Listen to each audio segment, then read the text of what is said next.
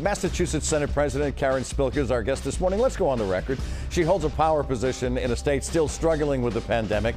Can she keep the Senate chamber in sync with the governor? Or is it time for the Democratic majority to push harder for progress? The gavel drops right now. Let's go on the record. From WCVB Channel 5, the inside word from Washington to Beacon Hill. Today's newsmakers are going on the record. Welcome to OTR this Sunday morning. I'm Ed Harding, along with News Center 5's political reporter Janet Wu. With a sense of normalcy returning to Capitol Hill this week, we turn our attention back to Beacon Hill. But one thing that hasn't changed is our attention to social distancing protocols because of the pandemic. We make the most of our large space here in Studio C. And joining us this morning via a Zoom link is Massachusetts Senate President Karen Spilka, a position that she has held since July of 2018. Good morning. Hello. Great to see you, Senator. And I know we're late into January, but Happy New Year. It's the first time I've seen you, so Happy New Year. Great to have you with us. Happy, healthy New Year to both of you as well. Thank you for joining us on this Sunday. So the inauguration in D.C. is now behind us, and the focus sort of returns to the politics of COVID. Here in Massachusetts, people are starting to lose patience with the slow rollout of the vaccine. Is Governor Baker at least partly responsible for this? Well, I first want to say I said this on January 6th upon our swearing in the Senate inauguration this year. This whole COVID-19 situation, and to some extent a national fiasco, and the vaccine are perfect examples of why good, competent government matters. We've all suffered greatly, I believe, across the country because there has not been a coordinated national effort on COVID-19, the pandemic, or the vaccine strategy. And states have largely had to fend on their own. So finally, we have a willing and I believe very able partner in the Biden-Harris administration. So I believe they are taking this pandemic seriously. It's great to see Dr. Fauci back on the screen speaking his mind, and all the other folks that they have to tackle this pandemic.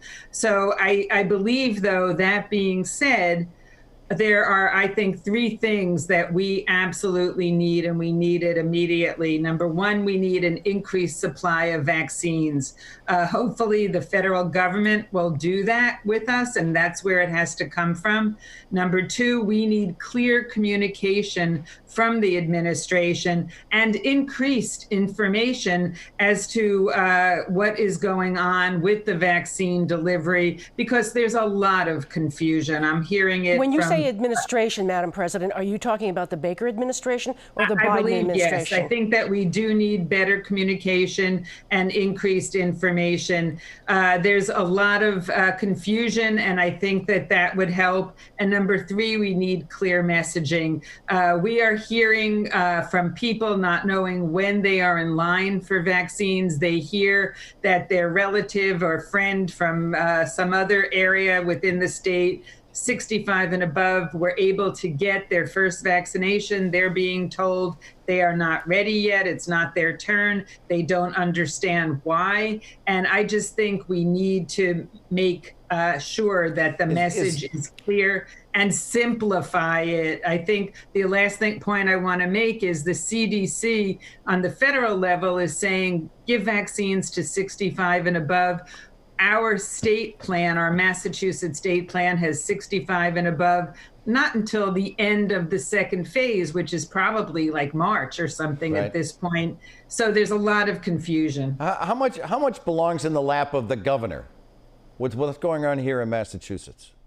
Well, I do want to say some, but I do also want to acknowledge that the federal government has not provided clear guidelines either. And I think the Biden-Harris administration will tidy that up a lot. But it is really confusing. A lot of people, I think most people, don't know when it's going to be their turn. And there's a lot of anxiety, rightfully so. People want to get the vaccine. They want to protect themselves. It's still a scary times. So I just think we need to be very aggressive and very clear with what is going on and simplify. But Madam President, that might be some of the issue. There doesn't appear to be aggressiveness. There doesn't appear to be a matter of clarity here in Massachusetts, and that's frustrating a lot of your constituents.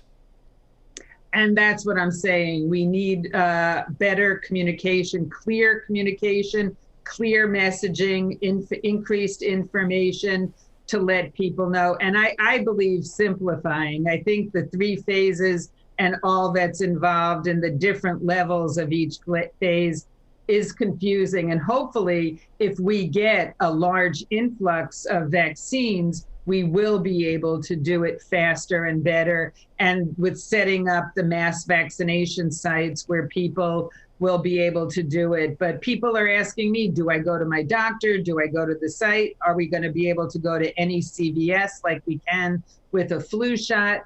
Again, I think that there's a lot of anxiety, some frustration, and I think we need better information. Let's talk about some of Governor Baker's recent vetoes. He was not happy with the climate change bill because he says it stifles housing construction and that there's not enough help for cities and towns who would bear the brunt of the higher costs. How soon do you think the Senate will be offering another climate bill? And do you think that you could override another veto from the governor? Well, I hope you both know that we filed it's the same climate bill that we passed last session. We filed it already last week. I have been in contact with the speaker. We're on the same page. We intend to get this done very quickly, expeditiously. So I was disappointed in the veto. I believed it's a very strong bipartisan bill. We had a lot of support from both Democrats and Republicans. And I believe that climate change is the crisis of our time. Do you think we'd override the vetoes, Madam President? Well, I believe if that's necessary, yes, we will. You know, I don't accept the false choice between equitable economic prosperity and tackling the climate change needs of our planet. We've been open to voices. The compromise that we did in the conference committee bill was exhaustively researched. A lot of people had input. It strikes an important balance, I believe. It provides a roadmap to really fixing some of the problems that we've been encountering. And again, we have a federal partner. John Kerry will be working on climate, a whole lot of other Massachusetts people, but more. So I am really hoping that we can follow the science and really act now. So other vetoes include one to the transportation bill. And if I'm misspeaking, please tell me. I believe it does worry you. It leaves open the possibility of higher turnpike tolls to help pay for the massive project about to begin at the intersection with Storrow Drive in Allston. So what is your next move? Well, we are taking a look at that. Clearly, again, I was very disappointed in some of the vetoes in the transportation bill. It's another bill that we have worked on very closely and hard with the House. Some of the things that were vetoed would be to reduce congestion on the roads, looking at reducing congestion, ensuring regional transportation equity on the I-90 Allston project, looking and having some low-income fares. So we really, I believe, seized the moment and expanded TNC increased fees. The governor increased the TNC fees, and yet he vetoed ours. So I'm not certain what that was all about.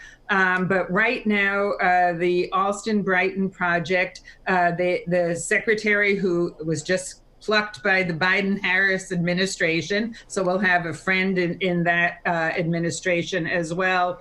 It's a catch-22. I don't believe that tolls should be an ATM to finance projects.